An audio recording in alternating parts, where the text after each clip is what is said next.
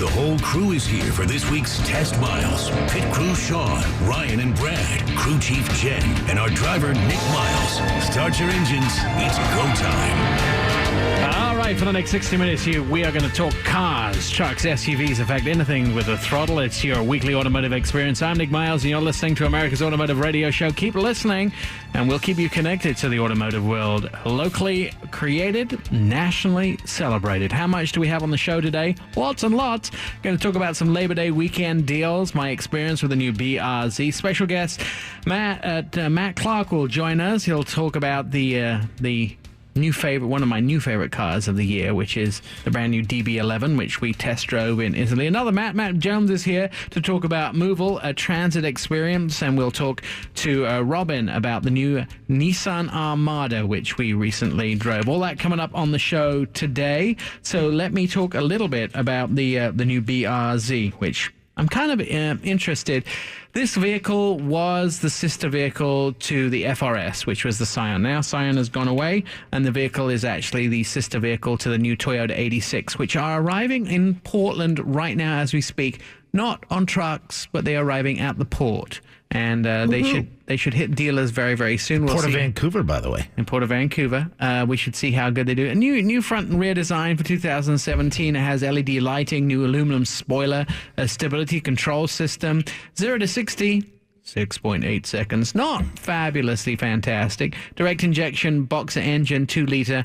A little low torque on the low end in the gears 1 and 2. It takes a little while to get going. Does have 205 horsepower at the top end. 6-speed manual is what I've been driving. The best thing about it is a rear-wheel drive, which a lot of these little sports cars aren't. They're a front-wheel drive. The saddest thing, though, about this, and so many fans have begged for this, is a WRX or an STI version of this car. Yeah, and I think they'll do it because it's in conjunction with Toyota. So but still, they're kind of stuck. It's their engine. They should. And same thing with Toyota. They should come out with a TRD package. All right. I agree. Everyone's screaming for it. One of the things about it, which is kind of frustrating. I like the BRZ a little bit better than I did the FRS, and it's the stereo system, the lights up front, I think. That's the only difference. Yeah, I think they look better in the BRZ. What is it? It's competition, of course. We talked a little bit about performance and pricing of the Scion RS. $26,000 we're talking about. But for the same price, you could go out and get like a 6-cylinder Mustang or the 4-cylinder Mustang now, and the 4-cylinder Camaro that will compete with this. Yeah. And get 300 horse. Here's the problem, though. Japanese versus American. American muscle, baby. American muscle. But I want my car to start if I don't change the oil for 180,000 miles, which that's not going to happen if you buy a Ford Mustang or a Camaro. It will happen if I buy change your oil. Super. Not the hardest thing to do. I'm just lazy. What can I tell you? 3 trim levels on this, and also something called the Yellow Edition. Performance dampers, they're really nice. It also has that feature damper spoiler at the back. That's kind of cool. Anyway, Labor Day sales coming up, and Brad and Sean been looking at a couple of the deals. Brad, what you got? What a couple of the cars that you're looking at to buy for Labor Day? But I should mention before we decide Labor Day. This is a friend of mine, Labor Day. I would tell you that Labor Day is a great time to buy the cars because 2016 is on the way out, 2017 is on the way in. So if you're looking for a deal, get out this weekend. I think they end September 6th is when they end. So what have you been looking at? There's a couple of vehicles. So, my other car is a minivan. So feeling a little demasculated, I thought I need to find something that beefs it up a little bit. You're making up words now. You mean emasculated, probably. Demasculated. All right. Yeah. Emasculated. English is actually my first language. But you see, now I disagree. American is your first language. American is my first. English is my first language.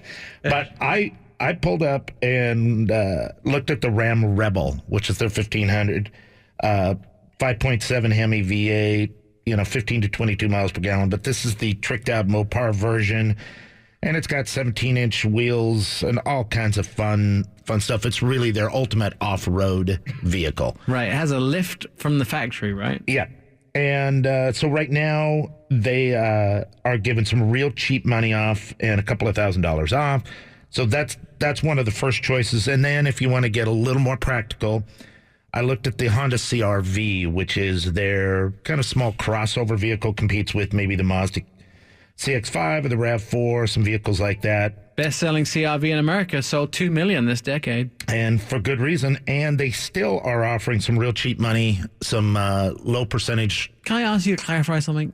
What's cheap money? Cheap money is when you can actually make more money on your money than your money costs to buy the car. Huh? Now I'm confused. Right, so if it's 0.9% interest on your loan, right, but you can make more than that on your own money, then that's cheap money. Okay. This sounds like a salesperson right here trying to just confuse you so you can buy the car and be like, I got a good deal because I am making money on my money. You can actually go home and tell your wife, I actually saved us thousands of dollars by buying this new car. I expect you now to jingle some change in your pocket and ask if you can buy me a coffee from the coffee machine in the hallway. That's how I feel right now. Carry on. We have coffee machines here? I don't think so. This is a radio station. So anyway, those are my two choices. The CR-V and the Ram Rebel are kind of fun. Opposite ends of the spectrum vehicles, but some real good deals out there right now. They're doing big sell downs, of course, everybody, to get rid of those 2016. Sean, what have you been looking at? Well, if you'd like a reliable vehicle, comfortable but mid-size sedan, Toyota Camry's offering $2,500 back or 0 APR, which that sounds like cheap money to me. Cheap money to me. Cheap money. We should hashtag this. The Camry best-selling sedan in North America. Reason why, obviously, they're good cars. They are. They're reliable. So, I mean, if you want to buy a car and not change your oil, Camry might be the one to go for. $23,000 starting, I think, on that. Just maybe 23, 24. Or if you'd actually like to have some fun, Fiat and their new 124 Spider is coming in at $24,995. Sold. I really want one. Wait a second, Sean. Did you just say that you like the Spider? Is it because we're live on the air? It's a fun car. Oh, okay. There was no like in it, but there was a fun. We tested the Mazda MX-5 Miata and the Fiat 124 Spider back-to-back for a upcoming video the other day. And Sean went with the Mazda, and I was the only one that went with the Mazda. Yeah. I'm going with the best-selling roadster of all time. Yeah, all right, let's talk about time. The Fiat just came on the market. That's been on the market for 1 million years. No, the Fiat, or the Spider, was on market a long time ago and went away. Yeah, they sold a lot of them, though. And the Fiat is built on what now? It's on the Mazda platform. And there's a reason for that. Yeah, because it's really reliable. And guess what? Now it's really nicely styled, too. But how many cars have came against this Miata and have failed? Oh, this is kind of a Miata anyway. It's a Fiata. Fiata. There you go. Still Miata. Which is more comfortable and easy to get in and out of. It's the exact same car. It's the exact same thing. The difference being the body panels in the 124 are all different. The interior is different and the engine is different. It has the multi-air 1.4. Seating and configuration is all exactly the same? Yeah, yes. I mean, so I can't get in and out of this car without help? The Fiat's longer, I think. Once they put the body on, I think the Fiat's actually longer. So... Oh, all right. That's a lot of fun. So Labor Day sales going on until September 6th if you want to buy a car. Coming up, Matthew Clark going to join us from Aston Martin. He's going to be here to talk about the new DB11 plus what they unveiled. He doesn't know this yet. We haven't told him he's talking about this yet, but what they unveiled at Pebble Beach last week. We're going to talk to him about that. That's all coming up on Test Miles. I'm Nick Miles. The left is for the clutch, the right is for the gas, and the driver for Test Miles is Nick Miles. Stay connected to the automotive world. You're listening to our car show, Test Miles. I'm Nick Miles, your host, with the pit crew here, Brad, Sean, Ryan, and Jen. And Jen has a fun fact for us. Ford acquired the British car motor company Aston Martin in 1989 and later selling it in March 12, 2007. There you go. And it just so happens that Matthew Clark, the General Manager of Marketing Communications for the United States for Aston Martin, is joining us on the phone here to talk about the DB11, first of all. But before I get to the DB11, my friend, Matt, you launched something kind of special down at Car Week last weekend at Pebble Beach. What was that? Morning, Nick. Yeah, it was the new Vanquish Zagato Volante. We announced at Pebble Beach, and we also showed the new Vanquish Zagato Coupe for the first time in the US, which is actually already sold out by the time we got to show it. But both cars, very limited volume, 99 cars of each, 99 examples of each. and the latest in our long line of collaborations with Zagato. Now, let me just tell you, did you actually get them off the trailer? Because we're hearing stories at Pebble Beach. They opened the back of the trailer and it was sold before they rolled the car off of the trailer. So was it that fast? Yeah, we got the door open this time. It's always a good start. But, yeah, we're lucky to have a very loyal customer following, and that Zagato Aston Martin partnership resonates with car fans around the world. It's quite funny, actually, because I had asked Matt, we have an event coming up for the Northwest Automotive Press Association, and asked Matt, could you possibly get me an Aston Martin up here for the event? And he goes, they'll all be sold by the time we finish Pebble. Everybody buys everything at Pebble. You can't even get it off the trailer and it's sold. So did you actually come away with any cars from Pebble Beach, or did they all get sold? We had a very fruitful week, but yes, we still have some. Yeah, we've always got cars to sell, no doubt about that. And I don't want to be crass and ask you how much money you made. Let's talk about the Aston Martin DB11, which I spent some time with in Italy. By the way, that was probably one of the most amazing trips I've ever had. I'd love to relay this story to everybody. There I am with all of the great Aston Martin design team and marketing team driving down this long straight road at 180 kilometers an hour, and right behind me is a nun in a Fiat Punto trying to overtake me. It's like, only in Italy can that possibly happen. New DB11 for you. This comes on the back of the DB10, which was there was only 10 made of, which was used in the James Bond film. So tell me a little bit about the DB11. Well, yeah, I mean, you're one of the few in the world that's driven it so far, Nick. But yeah, I mean, it's a vital car for us. It's the quintessential GT car and replaces the DB9. I think that Grand Tourer V12 engined car is probably the one we are most synonymous with globally. And it's our backbone car, so it's incredibly important. We've had an incredibly positive reaction to it initially. The first year of production already sold out. But it's the start of a new generation of Aston Martins, entirely new structure, new design, new interior, new technology, and also, as you experienced, the new V12 5.2-litre twin-turbo engine. Absolutely unbelievable. And Merrick and his team who designed the car and put it together did quite a few things which were different, should I say, and probably groundbreaking. First of all, the hood was so big that you could not find a piece of aluminum big enough in the world to make a single hood out of, could you? Yeah, it's a clamshell hood, or bonnet for you and I, Nick. So yeah, one piece, and we couldn't. It took us a year actually to find a supplier who could produce the parts. We were adamant that we wanted a single piece because we don't want any shut lines ruining that beautiful look at the front of the car. But thankfully we found a supplier who could do the job, and I think it's the single largest sheet of metal on a car anywhere in production in the world today. Then you have this very special sort of back end of the car, boot as we like to call it in England, where you didn't want a spoiler or a lip on the back of the car. So what you decided to do is actually have an air intake in the back quarter panel window, which sucked the air in through the car and then pumped it out the back end to cause ground force as well. Yeah, it's symbolic of what Aston Martin's all about, really. It's design first. So we were not going to put any spoiler on the rear of the car for downforce, but clearly we still need downforce. But we design the car first, and then we find a way to engineer around the design. So as you say, it's an engineer's nightmare, frankly, because we have to find a way of taking the air through the car, pushing it out the rear, effectively forming a rear spoiler out of the forced air, and then at high speed there's an aero blade which rises just out of the rear trunk, which you probably saw when you were trying to overtake a nun in Italy, Nick. And that gives you additional downforce, but that makes sure we keep that nice, beautiful, pure line at the rear of the car. I do, one of the things I do love about this car is the fact that it's probably the closest thing to perfection that I've driven in a long time. It really was an amazing car. And you, as an auto journalist, you sit there trying to find holes in things. You try to find, what's wrong with it? And it's one of those cars you just can't really find anything wrong with. I mean, it sits so well together. Hand painted still, though. Yeah, I think we're the only manufacturer in the world certainly of any volume that still hand paints.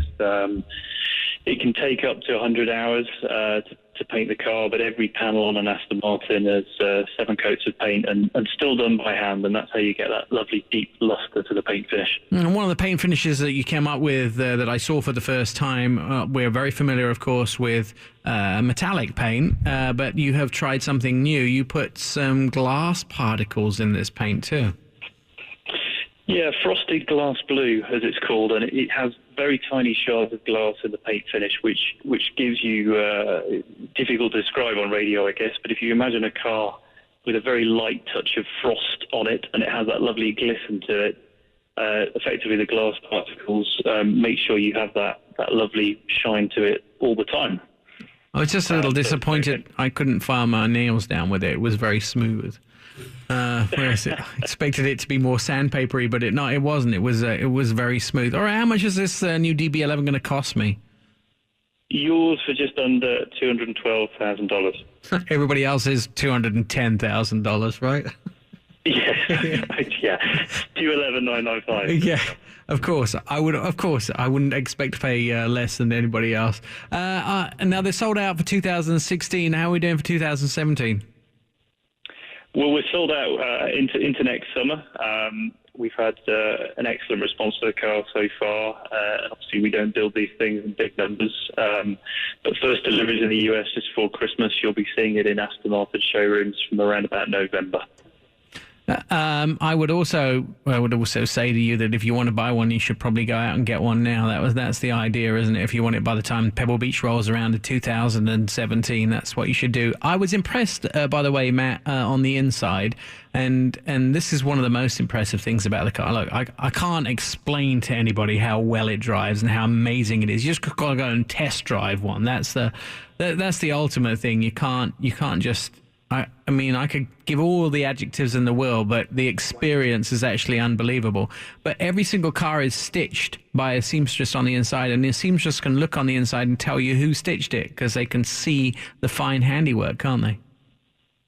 Yeah, I guess the difference is if you imagine a typical manufacturing process, people will probably do 2 or 3 things for each product, whether it's a car or something else. But at Aston Martin, the seamstress example you use is a good one. It's the same seamstress who does everything on one car, so they own one whole car. So yeah, if you put 2 or 3 alongside each other, you'd see the tiniest of variations because it's done by hand, and each car has that seamstress's unique touch to it. So, but that's part of the character that you're buying. And it's an amazing car. Matthew Clark from Aston Martin, thanks so much for joining us this morning. Love you, love the car. Don't love the price because I can't afford one. But a lot of people are affording them because they're sold out until next summer.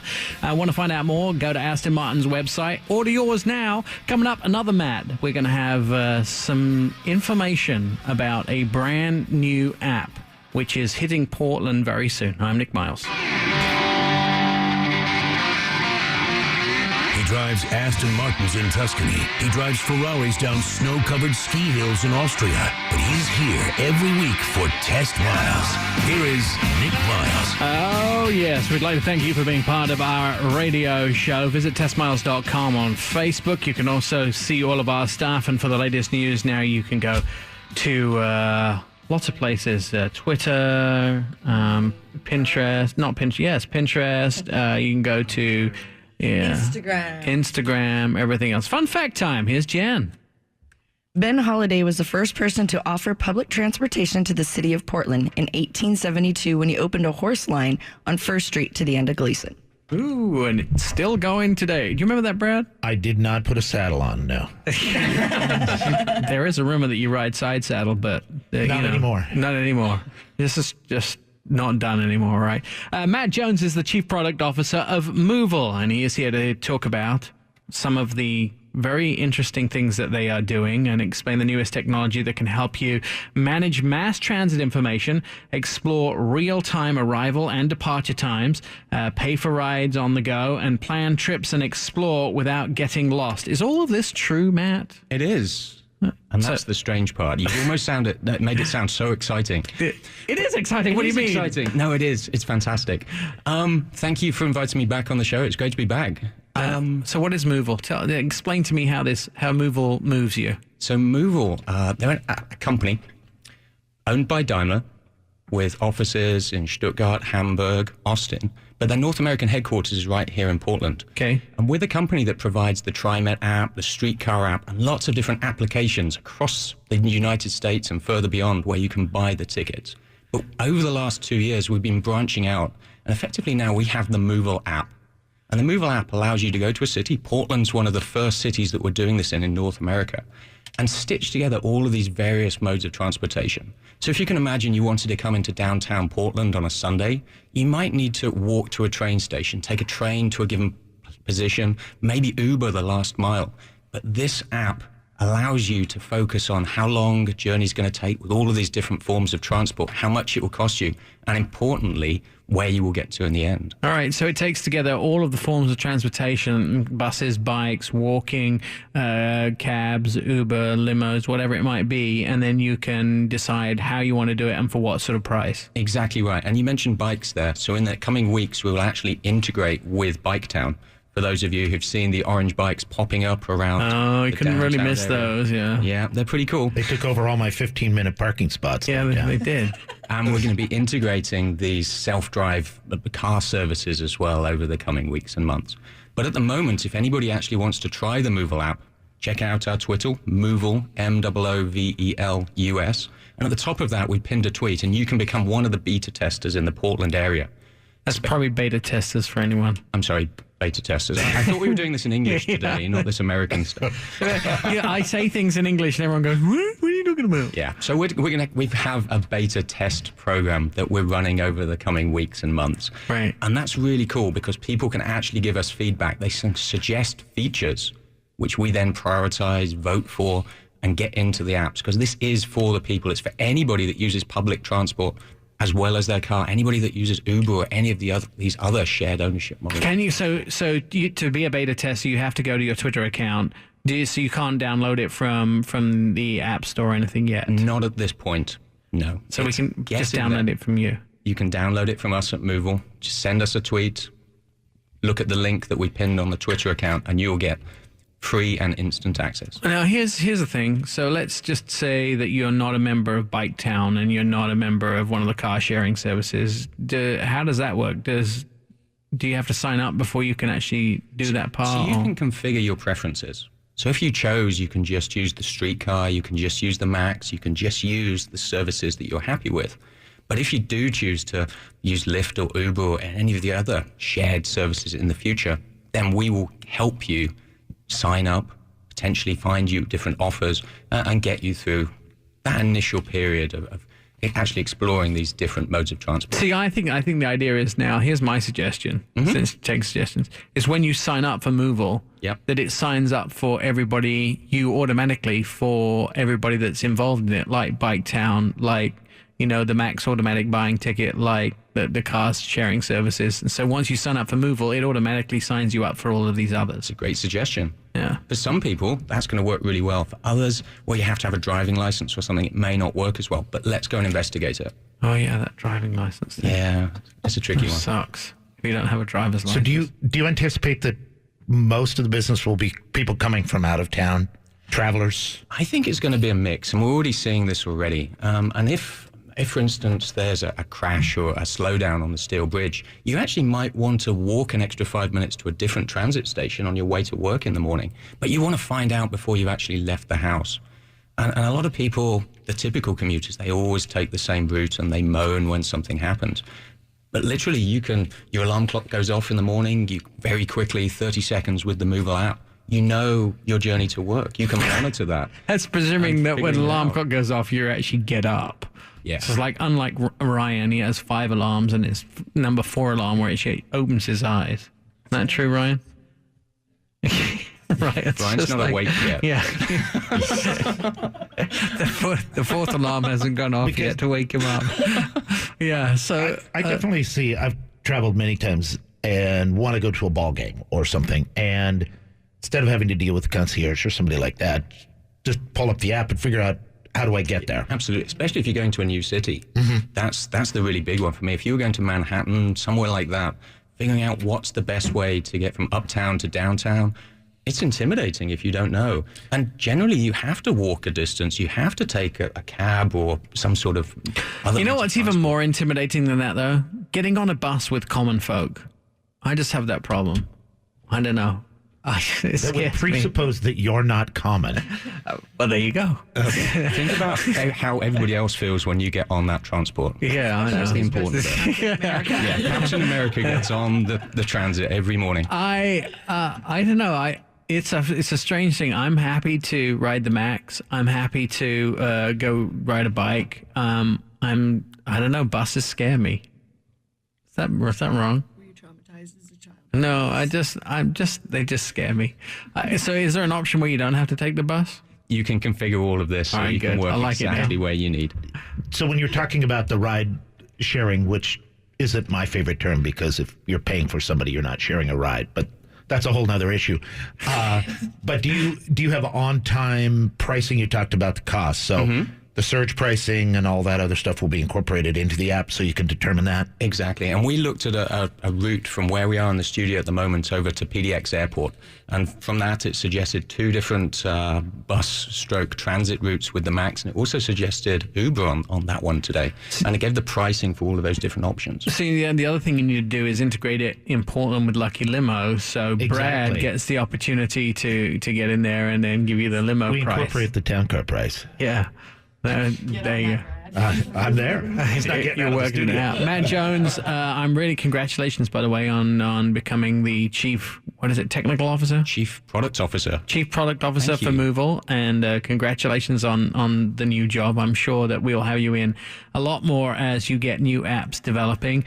So go to Twitter and sign up and become followers of Movil. You'll be able to actually beta test the Movil app and get around town with all of their kind of special route planning trips. It's kind of fun. I might try it. Not on the way home because I have my motorbike, but I mean, I'll try it one day. What about you guys? You gonna go Pokemon hunting with it? No, I don't do Pokemon hunting. When we come back, we're going to talk Nissan Armada. We've been test driving that. This is Test Miles. I'm Nick Miles. We'll be right back. Test Miles, like NASCAR, but with one right turn. TestMiles.com. From the Test Miles studio, this is America's Car Radio Show. We'd like to thank you for being part of the Automotive Nation. You can check out our stories on Coin 6 News. Fun fact time from Jen. Last fun fact of the day, Diana Allen designed the first Pathfinder Armada in 2001, and her other designs are the Nissan 350Z and the first and second Titan. Oh, there you go. Now, 2017 Nissan Armada was debuted at the 2016 Chicago International Auto Show, and redesigned Armada even has a tent attachment, perfect for the Northwest. Good morning to Robin Morio. Thank you for joining us on the phone to tell us about the new Armada. What are the new features and updates to the exterior of the car, Robin? Oh, we've updated the entire exterior of the vehicle. It has a V-motion front grille with a real true truck DNA on the front, standard LED headlamps with halogen high beams, and also standard LED tail lamps. And it looks kind of like a upper class version. One of the things I would say when I was driving this car a few weeks ago is, if this had come out 10 years ago, we could have easily said that this was an Infiniti version of the car. I mean, the luxury, the performance, everything in this car seems to kind of bridge out of the non-luxury segment almost into the luxury segment, doesn't it? Yes, it's all new styling. It's professing very powerful, refined, bold stance. Actually, it's produced off of our Nissan Patrol global platform, which also shares with the QX80. So that's probably the luxury spin you're getting. Now, that's an interesting thing. So you went away from what the platform it was produced on the first time and produced it on the Patrol platform. That's got a lot of attention, hasn't it? Because you're bringing a car that's never been in the U.S., kind of that frame into the U.S. That's correct. First generation Armada was based off of our Titan, and now we've differentiated that to make it off of the Patrol, which brings with it over 65 years of off-road and on-road capabilities. I always like to tell everybody that Nissan started building fire engines. That was one of the first vehicles they built. So they know how to build a big truck. That's definitely what they need to do. They know how to do. When is it available in dealerships? We started actually last week. You can go to your dealer now. And now this vehicle also has a lot of new technology on the inside. Robin, what sort of things are we looking at upgrades on the inside? Well, we've added our entire safety suite. So with that comes, intelligent cruise control, forward emergency braking, predictive forward collision warning, where it actually predicts what's going on, not just one vehicle in front of you, but two, to actually try to get that vehicle to stop before an accident to occur. We have lane departure warning and prevention and blind spot warning and intervention.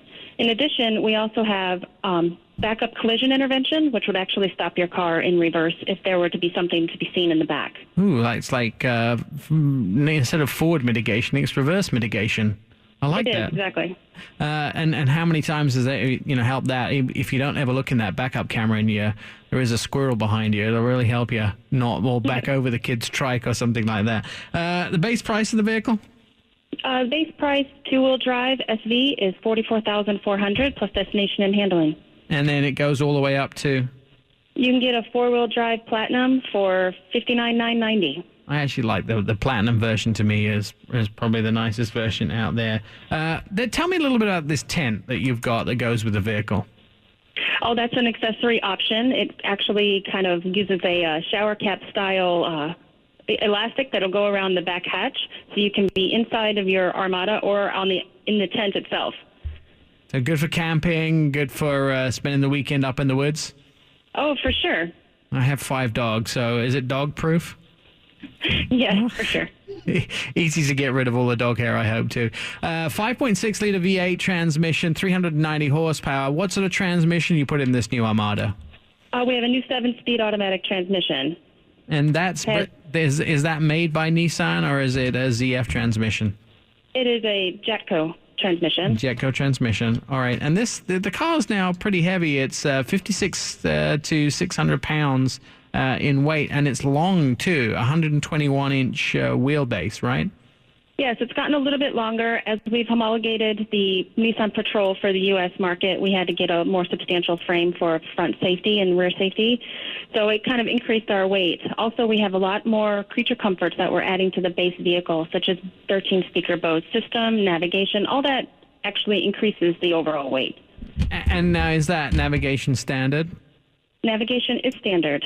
All right. I feel like creature comforts is kind of a cool way of comparing us to, creature. Are you calling us creatures, or are these the comforts of our... Yeah, listen, I buy expensive dog beds for my dog, all so right. let me just tell you, if it's creature comforts, if it's Nissan, it makes it highly comfortable. I can tell you that right now. Nissan, it makes sense, obviously. Absolutely. All right, well, thank you very much, Robin, for joining us on it, and it's on sale now. You can go buy it. I will tell you, this is a very small class, isn't it, Robin? There's the Chevy, the Tahoe Suburban.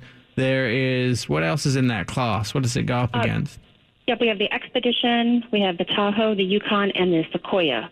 And it's about 250,000 units annually, and it's very stable. Even after the gas prices are now down, we haven't really seen it spike.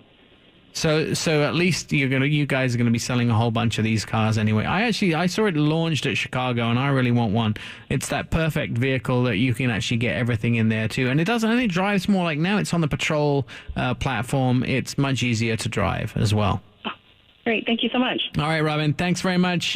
Robin talking about the brand new Nissan Armada. What have we got coming up on the show in the next couple of weeks or so? I wanted to mention to you that we have been doing some interesting test drives. Ryan, Sean, and I took out the Mazda. We mentioned this earlier, the Mazda Miata MX-5, and we also took out the Fiat 124, which are basically similar cars. We like to call them the Fiata. These cars, and we test drove them together, and that video is going to be coming up on testmiles.com. If you go to the website, you can just see some of the vehicles that we have been testing, or go to YouTube, you can see some of the vehicles that we've been testing recently. Today, we just posted some of the new SUVs that are on the road today, hitting for 2017, which includes the GMC Arcadia, and also along with a new Pathfinder, which comes from Nissan, and Ford Explorer, that Platinum Edition. And that's being bought a lot by the X generation, which is people born after, I think, 1960.